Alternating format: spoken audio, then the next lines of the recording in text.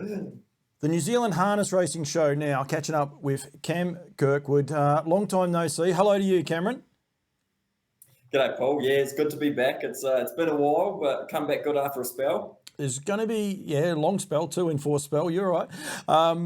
It's going to change this show a little bit. It's going to be one more regular, and we're going to try and change up a little bit of the content, if you like, we provide into it. Got a pretty big show already tonight. We're going to cover off on the Melton Cup, Bolt for Brilliance, a couple other little things. We're going to give a big preview to Friday night's meeting, Metropolitan meeting, which is a bumper meeting going ahead. But we want to also highlight some of the smaller things, I suppose, as we see going across over the way. So I've got yourself on tonight. I'm going to have Mark and Debbie Smith. I caught up with them the other day at Victoria Cup. So it's very random conversation. We talk V8 supercars and everything, so it's a little bit random. And then at the end of the show, Cam Bray is also going to come back on from NZB Standardbreds, just to highlight a couple of little things that have happened, I suppose, from their point of view over the week with the sale-topping trotter Triumph Stride getting the chockies at Maryborough the other day. So big show, and I encourage people in New Zealand to help contribute to these shows as well. Like if they want something put out there, Cam, get in touch with you, get in touch with me, and we'll go from there. Yeah, definitely. And one of the other things I will say is I'm going to be in New Zealand in less than 3 weeks' time. I'm going to be over there, so it's coming around very, very quickly. The New Zealand Cup is 3 weeks and 6 days away. So yeah, there's a fair bit. No, it'll be 3 weeks today. 4 weeks today. It's scary, coming around scary quick with all the racing we've got in between as well. It's going to creep up. Yeah, it is indeed. We might just cover off, if you like, we'll go back 1 week, Cam, and not 1 week, but last Sunday, the Melton Cup.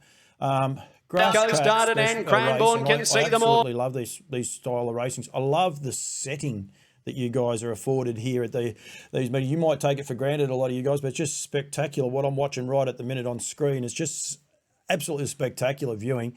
But it was a good little race and taken out by Smithy's Terror. Yeah, fantastic. It was great to see Corbin get his first feature win too, at Group 3 level. And that horse, Smithy's Terror, was actually just about 20th or around there in the rankings, so he'll jump up into the field now, you'd think. So he's made the cup. So really wrapped for Corbin and connections there. They're about to hit the line. I was going to throw the audio over, but I mean anyone can go to the Harness Racing New Zealand website and see it. The one thing that stuck out to me, and I wrote it down here, 7 metres between the first 10 horses home. I mean, just brilliant racing. We don't have grass racing here in Australia. In New Zealand, it's an integral part, and the turnover on those races is great. For mine, it's a spectacle and what it is. Yeah. I mean, Mother Nature turned it on, and on Tuesday we got a bit of snow, so the mountains probably looked a bit better than what they have in the past. And yeah, as you say, like the even racing of the grass, you just can't beat it. It was a big club effort too, I believe, too, because there was a lot of talk that the meeting wouldn't go ahead, but there was a lot of volunteers behind the scenes making sure that everyone knew the meeting one would go ahead, and they got it to go ahead. For sure. A lot of those country clubs, especially the grass ones, they're all run by volunteers. So it's fantastic to see they all rallied together and made sure everyone knew that, the meeting was going ahead and better than ever. Interesting racing too, because Alta Wise go around second, Self Assured third. Spankham, I think, finished about 7th. He was one of those ones who was only beaten less than 7 metres. It can even them out a little bit. I know handicaps even them out as well. We don't have standing starts here in Australia, sore point. But, the handicapper pretty much got that right on the grass. But it must be tricky for the handicappers to assess these horses and make sure they get them on the right mark. Oh, it is. It's very tricky. You're relying on the rating system doing its job a wee bit. And, hey, like everything, it doesn't always get it right. But if we can aim to get it right most of the time, it's a bonus. Especially when you have horses like Homebush Lad. He was a bit lower in the ratings, but he's a grass track specialist. He did bomb the start, but gee, hit the line hard, Howard just in behind them. Yeah, it is. I love it. It's a great spectacle. The other thing, Cam, just quickly while we're on Melton, and 18 runners in the 3-year-old trot, 14 in the 2-year-old trot, but there was a couple of other pacing fields that they had. Is there a cap on how many horses you run in these races? There are. It's a bit tricky to get into because each distance and each track is slightly different. So, but usually about your 13 to 15 on the all weather, sometimes 16, and on grass you get up to about 18 or so. Yeah, amazing spectacle, and I love it. And I keep saying, in Kiwis, you don't realise what you've got, and being able to do, trying to get it off the ground here, they're getting very excited about. I think it's Oaks Day or might be Melbourne Cup Day. I can't remember. At Yarra Glen anyway, they have 2 meetings that weekend, and they're going to have 2 grass races, and they're excited about that. But I'd love to do what you guys do. Go to an all grass track, so the runners are coming down the outside, and every horse that goes there is racing on the grass. I think that would be really, really exciting. So, but yeah, was there anything else to come out? You said about Corbin and his first Group 3 race the other day, which I don't know a lot about him. I'm going to try and touch base with him when I get across there and get a bit of an interview with him. But he obviously works for the Duns, does he, or does he just drive for them? Yeah, so he's actually a bit different compared to most. He actually doesn't come from a harness racing background at all. He started helping out Benny Hill during the school holidays and thought, gee, this is not bad, and then left school, wasn't really for him, worked for Benny Hill, and now at the Duns out at Woodland Beach, and he's loving it. So he's really enjoying it. He's getting good opportunities, and the horses are running for him. So I'm really, really wrapped for him. How old is he, Cam? Oh, gee. Give a ballpark.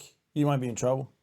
22, 21, yep. 22, 23, early 20s, yeah. Great. That'd be cool. I look forward to catching up with him over there. If I don't do one of these before him, but I probably would like to throw the camera and just have a good old chat and just see where he ends up. So it'll be... loves the chat. Loves the chat. That's fair. He belongs on Campbell's comments and yourself, Cam Bray. There's plenty of you guys love it, love a chat as well.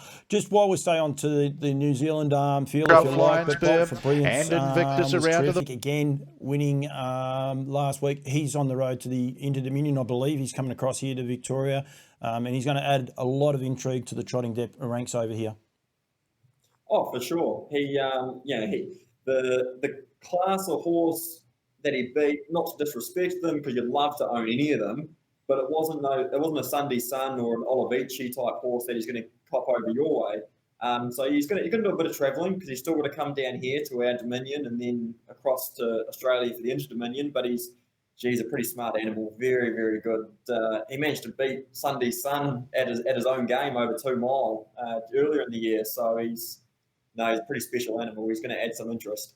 I think it was a Road Cup when I was over there for the weanling sales. I was able to see him win on that night, and and the one thing, for any of the Australians watching this, beautiful horse to look at, jet black, turned out like Tony Hurley he does. I mean, he's a lovely, lovely horse to have a bit of a look at.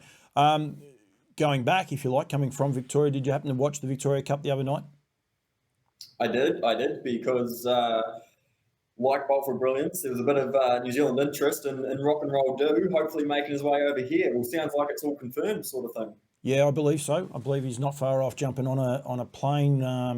There's some conflicting days, and we won't throw any more into it, but he's not far off jumping on a plane and heading across there, and it's going to be exciting. I think, again, I encourage the Kiwis to go and have a look at him. He's a lovely horse, presents immaculately. Mick Stanley does a great job, and he's going to fit in. I think his manners from a stand are very good. Mick is old school. His father, Ian Stanley, is old school as well, so they know how to teach horses how to go away from a stand. They did Soho Tribeca, I believe, too, because there was some chance he was going to go across a few years ago, and they qualified him as well. So they know what they're doing. He's won the Kilmore Cup over the long distance, but he was terrific. He has a unique racing pattern. He can actually dictate a race. If he gets to the front, it'll be scary because he'll just keep stepping it up. But if he gets to the deaf, he just seems to back off and just control the race and do what he did there on Saturday night. So he's an intriguing horse. It's going to be interesting how he fits in with the fast class horses over there in New Zealand. For sure. And I'd imagine it's a bit like when we go over to race over in Australia. The fact it's a driver and a horse that isn't usually there, it's a bit of the unknown. Like, what are they going to do? How are they going to play it? When you're running for that sort of money, are they just going to almost launch and put them in the race and not die wondering? Or no, it's we were out at Crandall Geddes this morning doing a wee piece, and he's really looking forward to getting the horse and Mick over. And when they get here, we're going to go do an interview on him and the horse, and I'm really looking forward to it. It'll be good. Mick is not Crandall Getty, I'll give you the drum, but he will not die wondering either. Anyone wondering how he's going to drive in the races, I can promise you he won't be far back the fence looking for late gaps. He'll be in the race and he'll be making sure it's a race run on his terms. That's the way Mick drives. He'll drive it in the next maiden race. That's how he drives. He doesn't leave much in the tank. He's a great horseman. He's terrific. And you guys will really enjoy catching up with him. I've got no doubt about that. Ray Green, copy that, was terrific. A lot of conjecture over him, but he looks like everything's on track as well for the New Zealand Cup. Another horse that loves the stand, loves the trip. He's proven over that. And I caught up with Ray yesterday, actually, at Haras Trotteurs. Ray flies out later on this afternoon, and I think the horse is tomorrow. But he's looking forward to it. He's comfortable, copy that's on the same path as last year. You're saying that he did a bit of an unorthodox I suppose, manner in which he done with him, but he won't be over there for trial day, but he will have a trial on the Saturday and he'll race into the New Zealand Cup exactly the same as last year. Yeah, I mean, it was really pleasing, I guess, from a enthusiast point of view to see Copy That run so well, given the cloud over his head with that minor bleed that he had. Turned out not to be a big deal, which was fantastic because it'd be great to have the reigning champion there. He didn't have a lot of luck in his Aussie trip, but he's a top horse and Ray knows how to get them right. So, yeah, it'd be really good. Just on that, for a lot of the New Zealanders that maybe might watch and say, how can you have a minor bleed? We have two tracks here in Victoria, and this is one of my concerns with it. There's Bendigo and Melton, where they scope horses if they put in a poor performance or below par, and they assessed that his run the week before was a little bit below par. So then they scoped these horses because it was actually Cam Bray that asked, why is there so many horses have minor bleeds but are able to keep racing? And this is the reason why, because if they don't go quite up to the standard, they'll be vetted, they'll have a scope put down, and they'll find these things. It could happen at the very next race in New Zealand. There's no problems there that it might accidentally happen that not accidentally, a horse might have a bleed, but no one will detect it because it's only been beaten 2 lengths as he was on that occasion. But they just say, oh, look, we'll just put a scope down, make sure everything's right. And they're not sure how to assess what sort of bleed each bleed is and how they affect each horse's performance. Yeah, and I guess in this day and age, it's fantastic from an animal welfare point of view too, that if the horse does perform subpar, just get it scoped, get it completely checked over, and you never know what you may or may not find. So, it is a good thing, but it is, as you say, it's interesting hearing it saying, they've had a minor bleed and they can continue racing. Yep. Yeah, no, definitely. And, we had a case over here with the thoroughbreds, Ark Cavan, I think it is, a horse at Godolphin, and he had a bleed. They scoped him, he had a bleed, and they tipped him out. So there's, all these ways that people assess it, and they can go from there. But I can report the copy of that has pulled up enormous. I saw him in the paddock. He's a lad, he has a bit of fun, so he's pulled up enormous, and he'll be over there. And Ray Green, he adds a lot of intrigue too, because he does it Ray's way. He doesn't do it anyone else's way, that's for sure. Definitely. Yeah, no, it's Ray's way, and hey, it works. He's trained more Group 1 winners than I've had hot dinners, so it works for him, and good on him. And he loves it. I know he's looking forward to getting back to Australia, but to New Zealand, but he loves it. And I think he loves people throwing a little bit of questions about what he does, and then he produces like Copy That did the other night. So yeah, Blair Orange will keep the drive. I do know Nathan Jack did tell Ray that he's happy to fly to New Zealand. So, but Blair is definitely keeping the drive as well. So Nathan's not shy. Anyone that don't know Nathan, he's not shy either. So don't worry about that. Rightio, Friday night, big meeting coming up. First race is at 4:42. And there's an extra race which we'll cover off, which is race number 2. But we'll look after all your sponsors. We won't go too much into depth in them all, but I'll get you to just probably say a few things about each of the fields. Cam, when you get yourself organised there, don't worry, you're not on camera, mate, so you're all good. You can get those parts sorted out. But the IRT, Your Horse, Our Passion Trot, 4:42. That's an early start for Friday night. Is that 4:42 your time? 4:42 our time. Yep. Good as gold. I wasn't sure if that had changed over because we're here. A 3-year-old and older trot, big field here. What do you got? 18 horses going around? 16. Yeah, 18 horses, 2 emergencies. So it's full field. And I think the 3-year-olds actually might have the wood on half this field. And Wi-Fi and Paramount Empress for the Purden Cullen team, and then Robbie Holmes is quite nice filly and TK Megastar. It's a cracking field though, and when it's a field that big, you just need the right trip and a bit of luck, and you never know what happens. Where do some of these horses target going forward? What are the races coming up for these class horses? Well, we've got a cracking day at Ashburton, which hospitality is open now for those that want to get involved in Labour Day, 24th of October, where some of them will be targeting the 2-year-olds especially and 3-year-old trotters. There's the Hambletonian there. That's what they'll be targeting.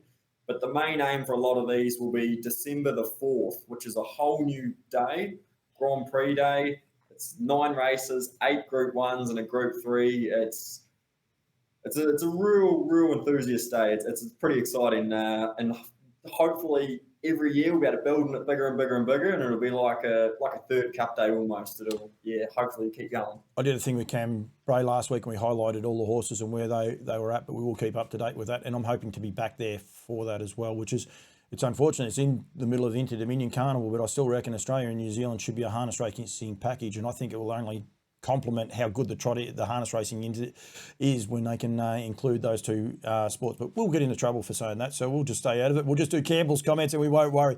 Race number 2 is 2-year-old paces. Now, this is one of the extra races that was put on, I believe. This was the extra race?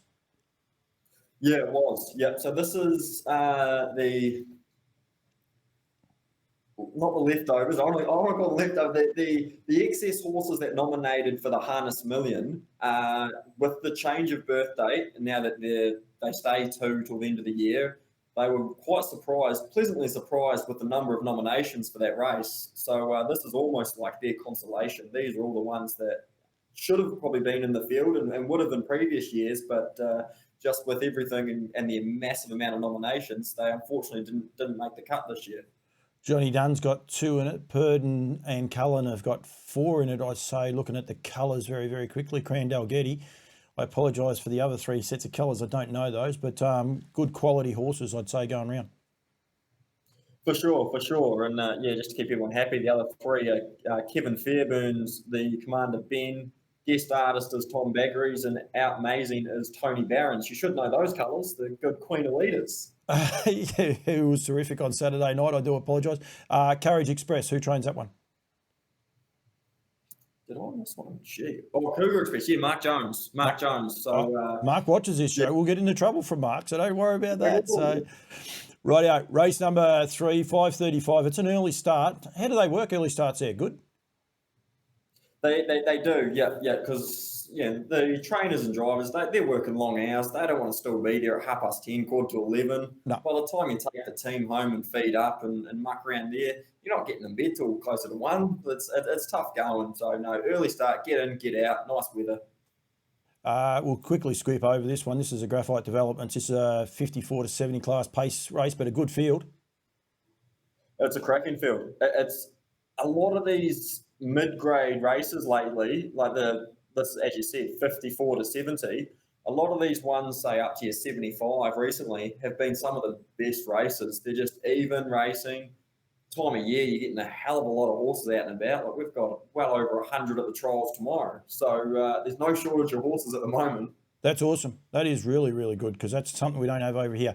Right, first of the features, the NZB Standardbred Harness Millions for the 2-year-old trotters, and I know there's quite a bit of form already developing with the 2-year-old trotters. There's in New Zealand, this is a good race, $75,000 stake too, which I'm very envious of. Yeah, it's cracking. Hopefully maybe in the future, depending on nominations, might be able to split the fillies, the girls and boys, but at this stage they're all run together. But it makes it for great racing because like Barry Purden and Scott Phelan, they've brought two geldings down, both very good horses. So thanks to them for bringing some horses down to support the meeting. But then you've got ones like Kiss and Run, Robert Dunn's filly. She's above average. She's very, very good, as is Tony Hurley's Luby Lou. So, no, cracking race. Yep, there is indeed a couple by one of the stallions that I have to look after for Woodlands, and people can go searching for that. They don't have to go searching for the next one. Sweet Lou, the best is yet to come. just for the Kiwis over there, he's had 40 individual 2-year-old winners here in Australia this season alone, Sweet Lou. So there's one for you. But this is 3-year-old and older fillies and mares. Darling Me, I would imagine, will have the most intrigue in this race. Yes, probably from a punter's point of view, where for me personally, one of my old favourites in Stylish Memphis, I believe she's heading back over your way to aim for a Ladyship Mile type race. I could be wrong, but I believe she's heading back that way. So really, really interested to see how she comes back up and how she handles herself this time in. It goes back to Jack Trainer, doesn't it? I would imagine anyway. Mark Jones trains it, but from a Kiwi point of view, Jack's just setting everything before him. He's doing an awesome job over there. Another of the harness millions here. This one's for the 2-year-old fillies, of course, sponsored by NZB Standardbreds. Only a small field, 6 runners. I'll let you go through these. It looks like Millwood Nike is going to have the most intrigue. Yeah, it's a bit disappointing they only got the 6, but hey, you can only deal with what's eligible. Millwood Nike's definitely the best horse in the race on what she's showing.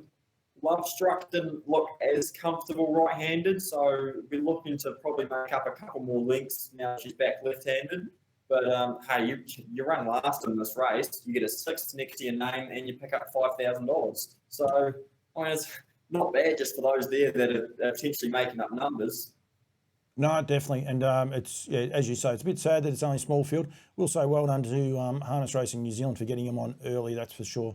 What do we got here? A faster class trots, discretionary handicap here. Another massive field. How many emergencies in this one too? So field of 16 to go round. Artie by the Hill. He was terrific last week. I've been following this horse a little bit. He's doing a great job.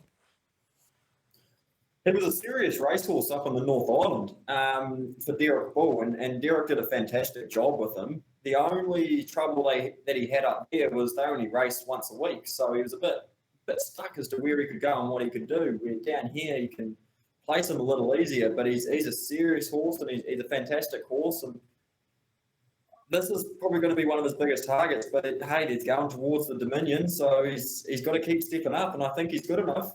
Yeah, I saw one of your interviews that Robert Dunn, John Dunn said that there was that class race. It would be right up his alley, and I'd say that's it. So he was well and truly aware that race was there, and they were targeting it that way.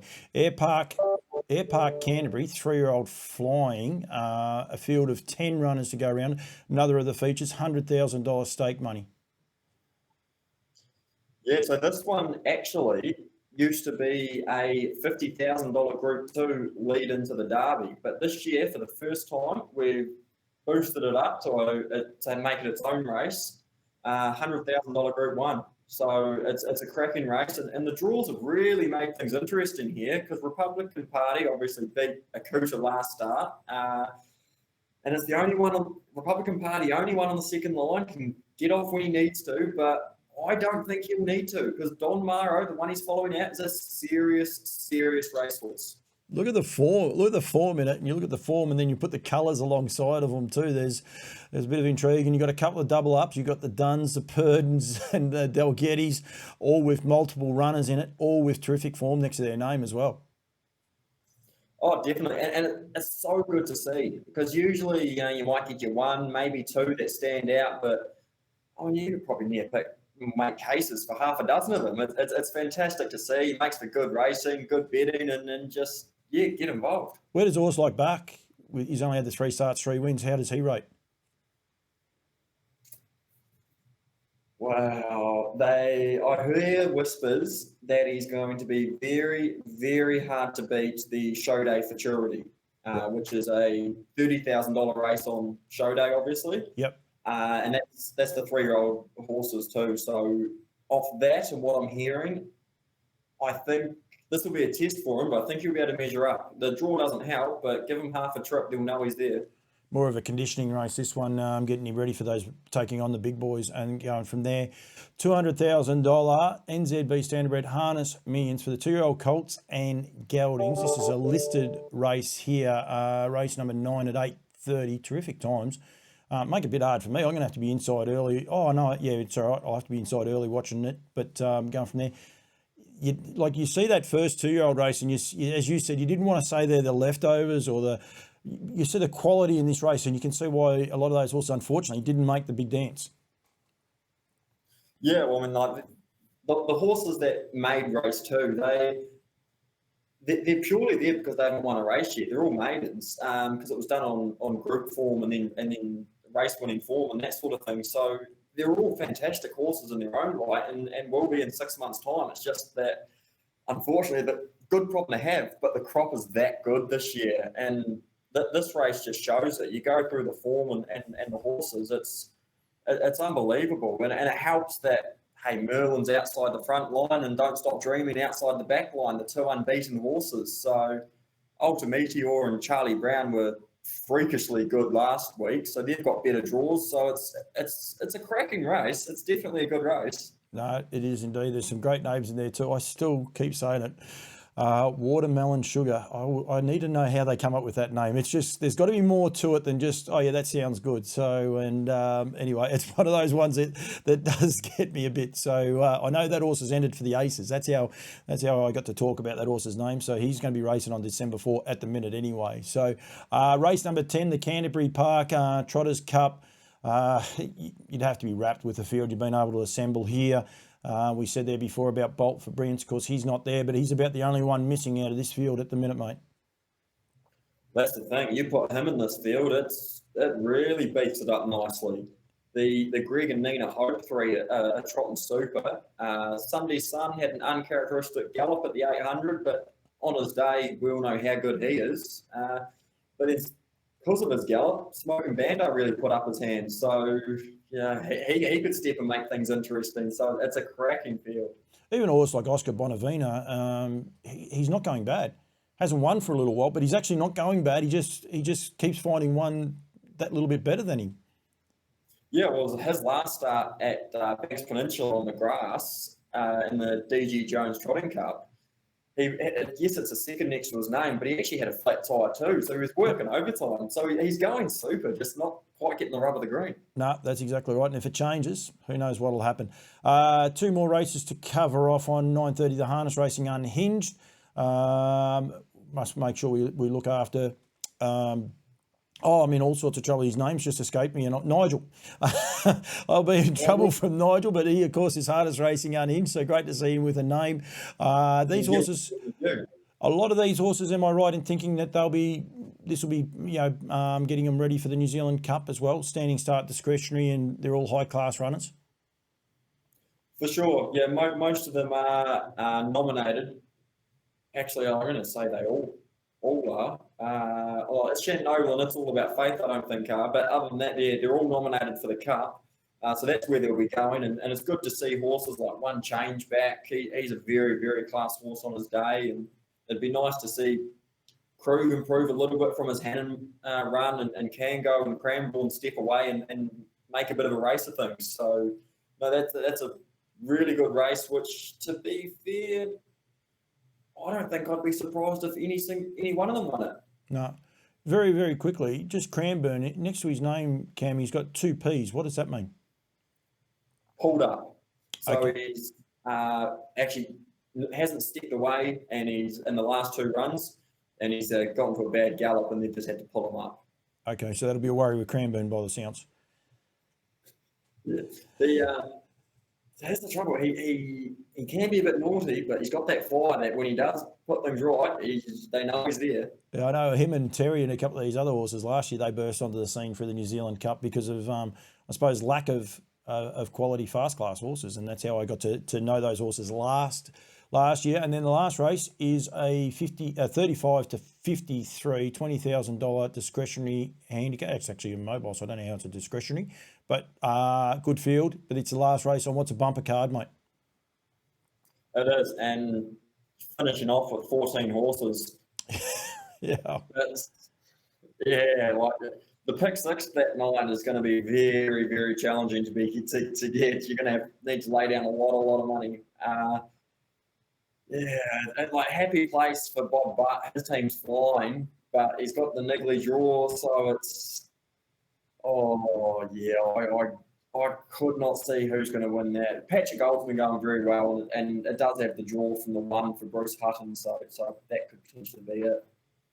All right, very good. So it's a big night of meeting. First race, 4:42, did I say? I reckon. I haven't got it in front of me.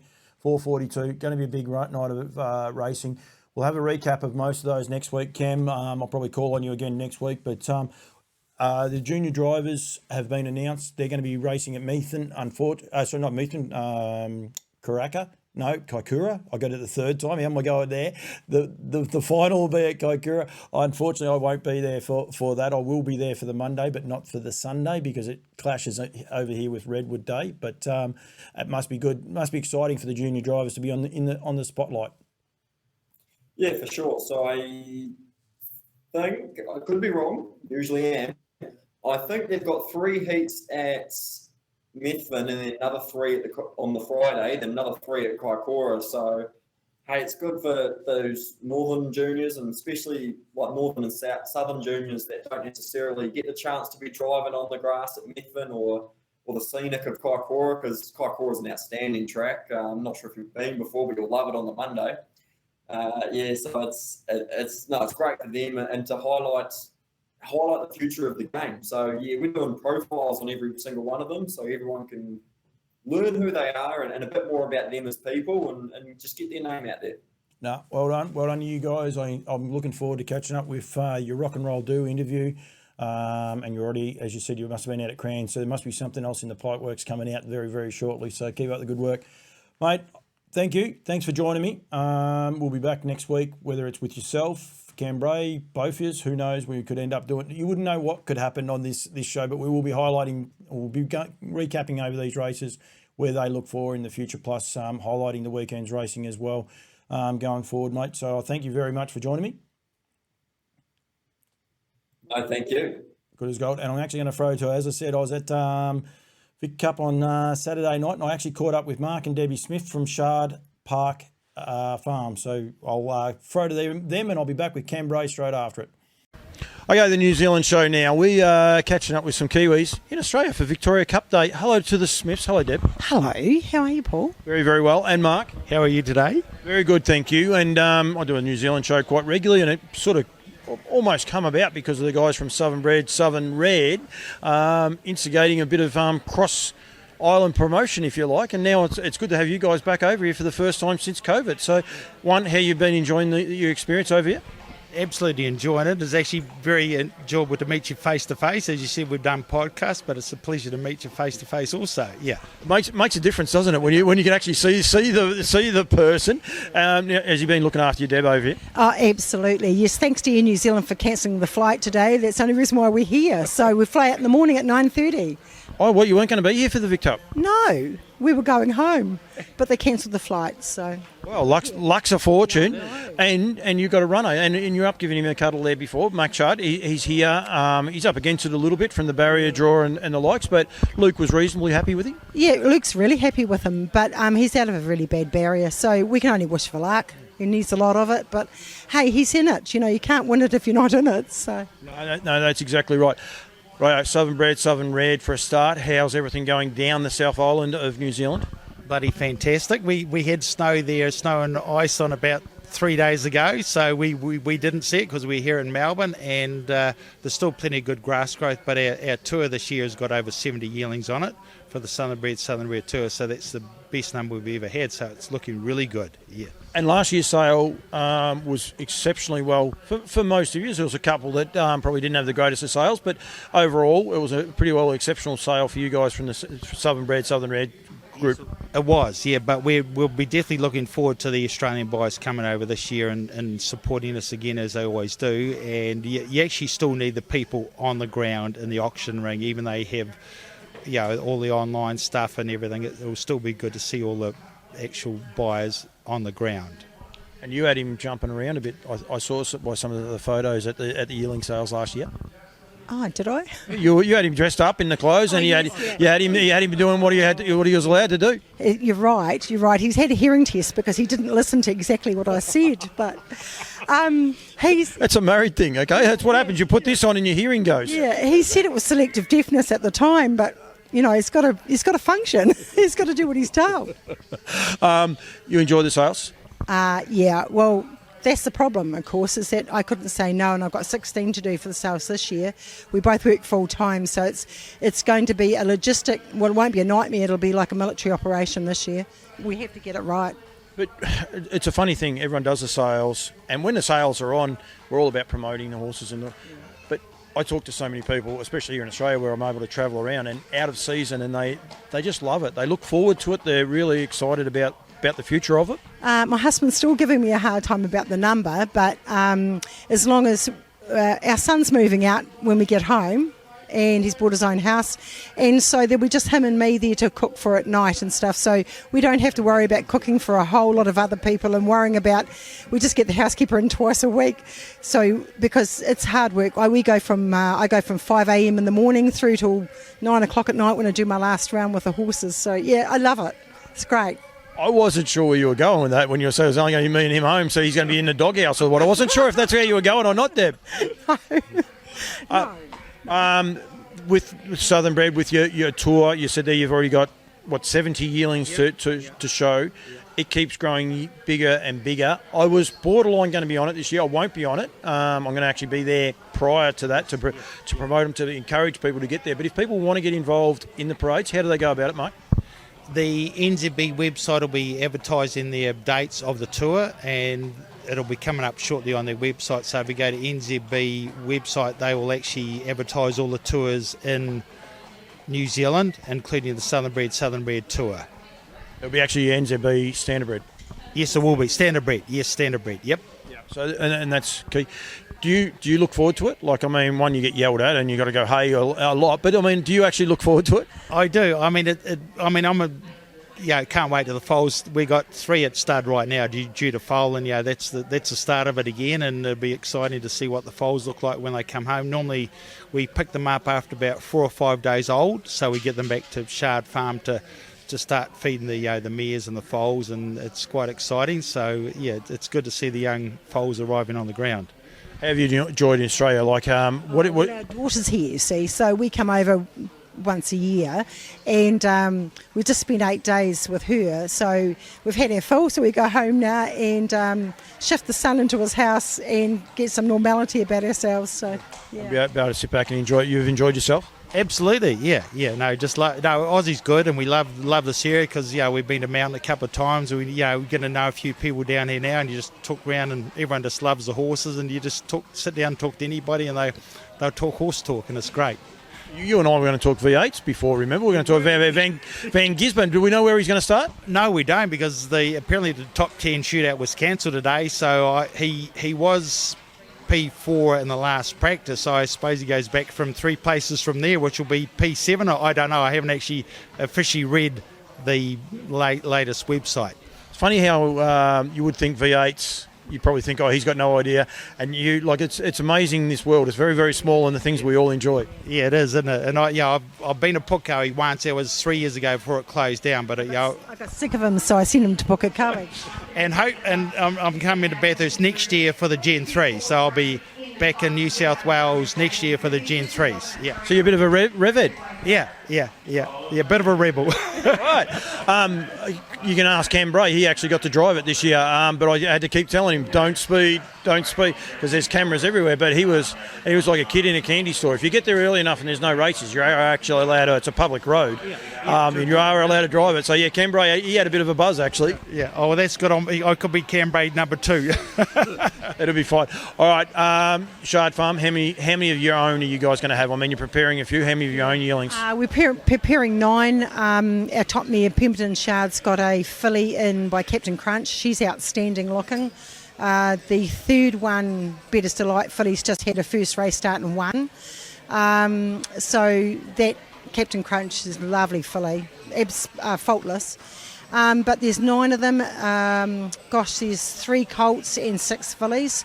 But the fillies are like Sweet Lou's, and I thought they wouldn't go so good, but everybody's after the Sweet Lou's. They're winning everywhere, including Australia. So, we're hoping for good things. There's a couple of Mickeys and one down by the Seaside colt. one crunch colt, one crunch filly. Yeah, so there's a mixture of everything. The excitement levels. Sweet Lou's had 39. I'm okay with this. 39 individual 2-year-old winners so far this season in Australia alone. So, I mean, it's incredible. And a couple of years ago, it's amazing just how it all changes. And that's what we love about the breeding game, isn't it? Yeah. It is, and we can't get enough of it. You know, Mark was trying to sell up me and SBS Sweet Lou, and I said, no, I don't want it, but now I'd like it, you know. So it's sort of like we change, like women, we change our minds. And you're allowed to. I know, and I do. The wedding ring on as well, isn't it? That's how it works as well. Deb, Mark, thank you very much for joining me. Well done. Look forward to doing plenty more and really enjoy it. And I'm glad you're having a great time over here. Yeah, well, lovely to meet you in person. Thank you very much. Thanks, Mark. Thanks. Back here on the New Zealand show. Can't believe we're doing hair jokes. Cam Bray, hello to you. Yeah, Paul, what are you talking about hair jokes for?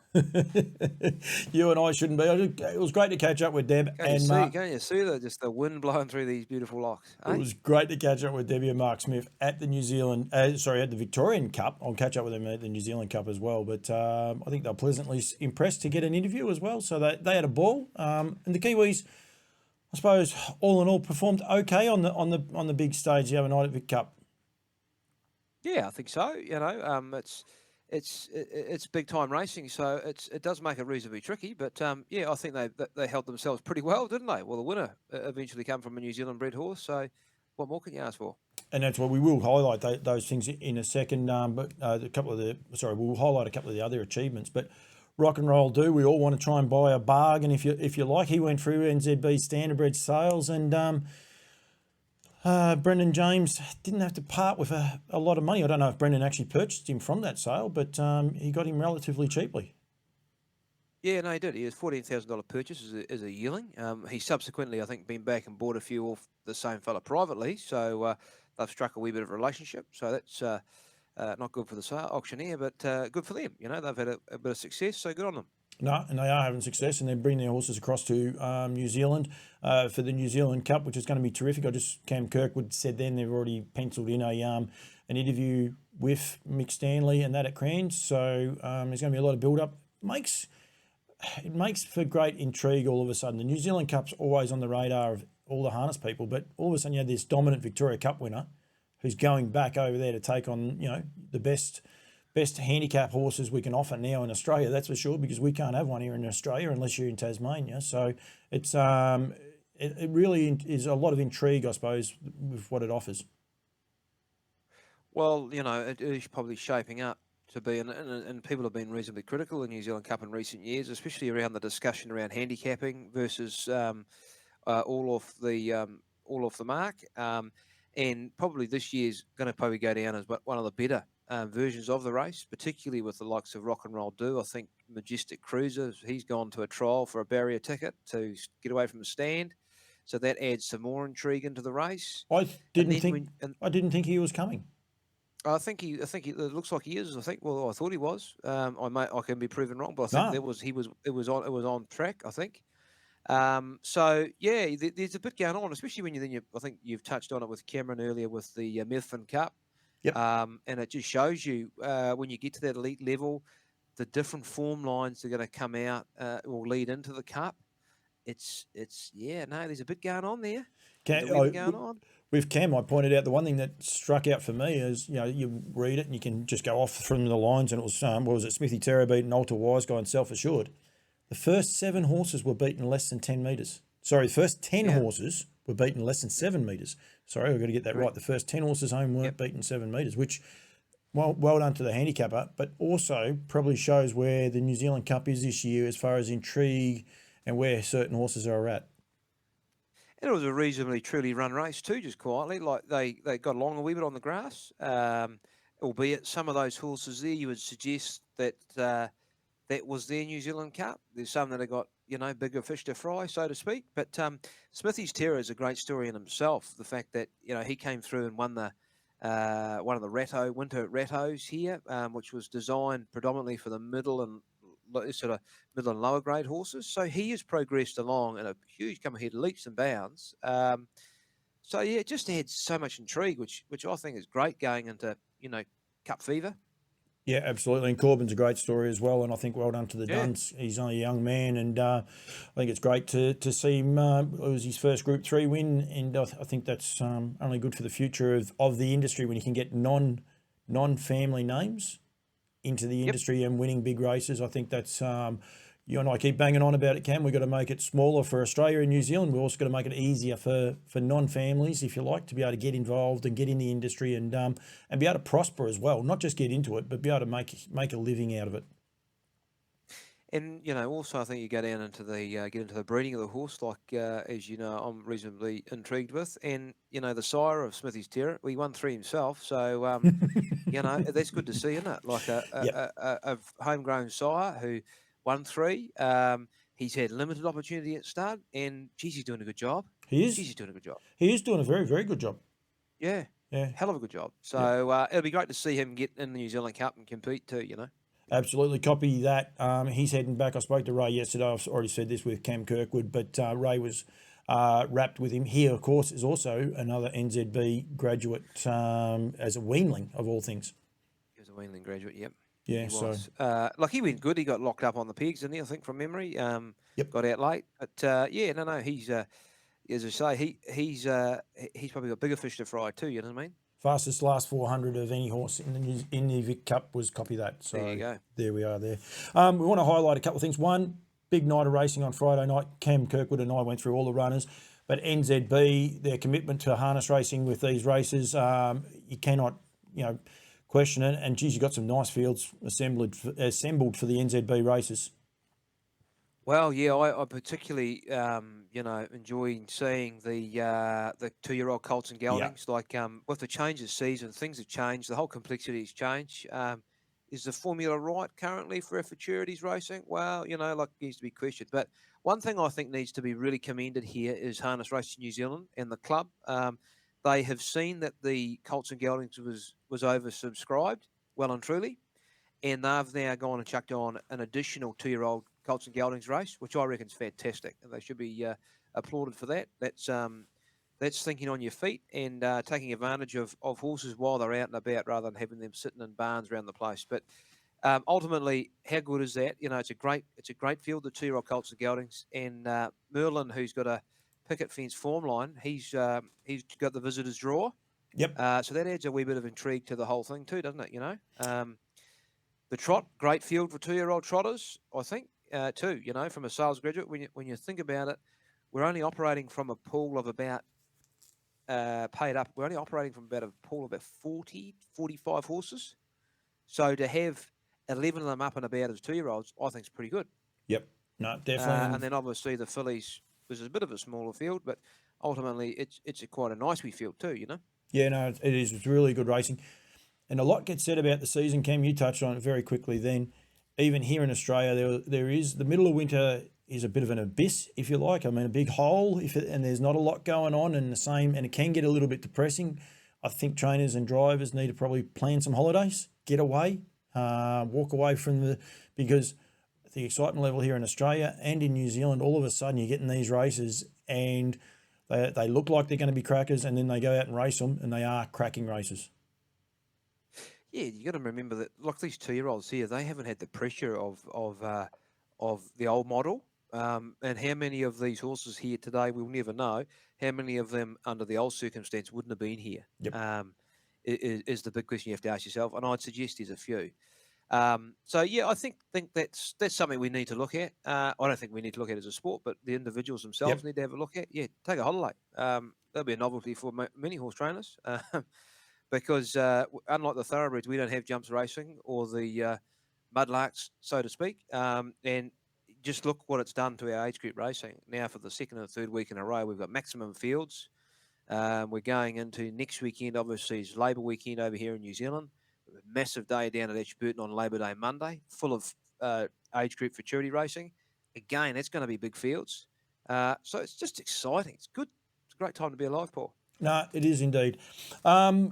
One other one we want to highlight, Cam, from an NZB Standardbreds. And of course, your yearling sales are from the 19th of February through to the 22nd, I believe. Might get into trouble there. Got Cam. I've thrown Cam under the bus. He's not happy with me, but it's right. 19th to the 22nd. You're dead right, Paul. Jeez, you're That's onto it. good. I could see your eyes feverishly looking over the side to I'm looking at the calendar. to try and say, sorry about that. I didn't mean that. But on the just Of course you did. on the weekend, sorry, just last week here in Victoria. Now Lot I've thrown 14, up the new sire. video. I'll actually kill the dulcet tones of Steve Davis as this horse walks into the ring. Chris Lang though, done you guys just some. the junior auctioneer. He done some of his guys proud. Lot number 14 was by What the Hell out of Regal Volo.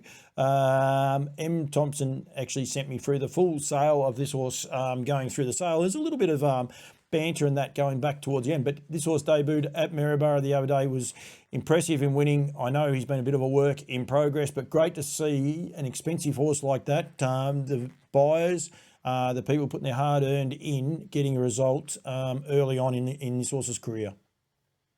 Yeah, and it's bred to be good, this horse too. And when you look at its relatives, it's a half to Highgate in 2010 or our 2010, depending on which side of the ditch you're sitting at. Like, both very, very nice horses. Alana Hall's a good horse. Regal Love was a good horse, and it just continues. You know what I mean? It's crossed very well. You can see there with that Muscles Yankee, Muscles Muscle Hill, What the Hill line. So the breeding was suggested to you that it was going to be good, and it's opened its account, hasn't it? Yeah, it has. And Emilio, and in a minute we'll see Peter Lagan. He steps up in the camera work towards the end of this. I can encourage people. It's at 70,000 at the minute. It's got a little ways to go, but it doesn't take too long to get there, Cam. That's for sure. But Emilio puts his hands in his pocket. He has had a change of direction, but still, when these guys come out, and yep, they might have the money, but when they actually put it in, it's great to see them getting results. And hopefully we can get them back to NZB and Nutrien and any of these sales, if you like. But it's just great that they do get a return for their dollar that they do put in. Well, the other thing is to mention here that he's done that remotely too because of COVID conditions. Peter was purchasing on his behalf, who's a very, very good friend of the company, Peter. And it just shows you that the barriers have been broken down here, and he's still been able to operate, which I think is fantastic too. So I wish him every success. He's heavily invested in this game, and it's good to see him getting results. I quickly scrubbed through it, Cam. We've got there's 2 minutes. We're at, or it might not even be that. I might have scrubbed through a little bit too quickly, but he got up to the 190. Well, it'd be a different story if I was selling it, but you can speed through him if you like. Oh no, we've got some close-ups of Steve's face. I think he definitely adds to it, and you can see there's a great man, Peter Lagan. He's on the phone.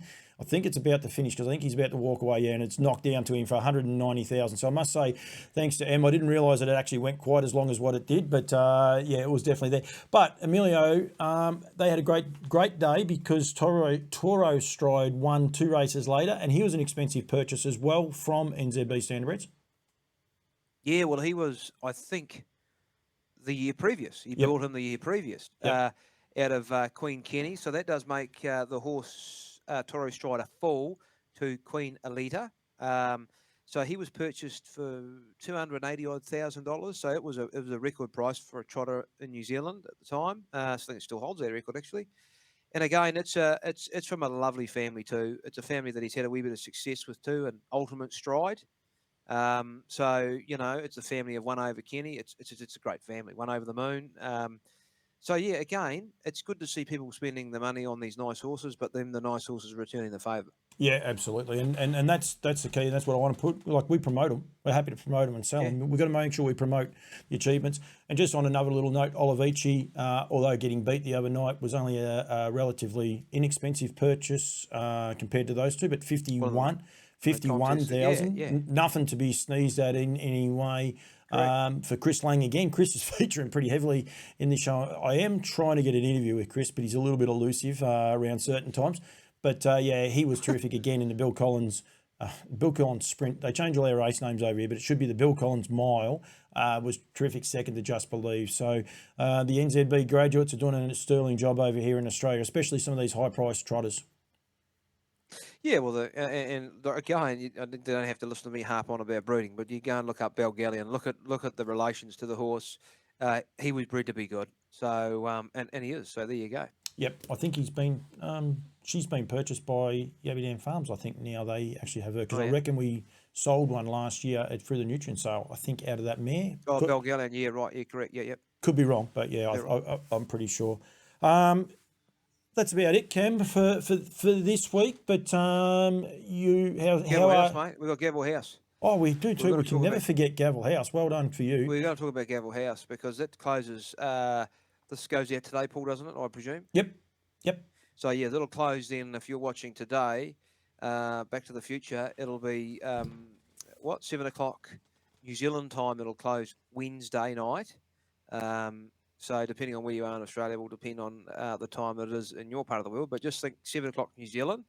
There's 11 lots there. There's some nice horses on there, to be fair, some well-related horses. We've got mares in foal we've got some mares that are in foal. We've got a mare in foal, in fact, here to lather up, Mullamore, which just shows you here you could buy the mother of Bundoran. Yeah. Amanda Turnbull's nice horse. Yeah.